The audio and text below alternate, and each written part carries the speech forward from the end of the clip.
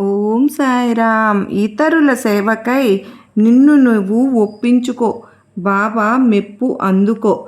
భగవంతునిపై భక్తి, సర్వజీవులయందు ప్రేమ, వాత్సల్యం ఉన్న వ్యక్తులు ఇతరులకు సహాయపడటానికి ఎల్లవేళలా సంసిద్ధంగా ఉంటారు. వారు ఎవరి గుర్తింపు ఆశించరు. సమాజానికి కావలసింది అటువంటి వారే. మహానుభావులుగా పరిగణింపబడిన ఇటువంటి వారంతా మొదట్లో సామాన్యులే. హఠాత్తుగా ఆకాశం నుండి ఏమీ ఊడిపడలేదు. స్వాభావికంగా సాధుతత్వానికి మారాలి, ఆధ్యాత్మికంగా ఉన్నత స్థితికి చేరుకోవాలి అనే కోరిక, ఆ పరిణామాన్ని అంగీకరించటానికి సంసిద్ధత వారినలా తీర్చిదిద్దుతాయి.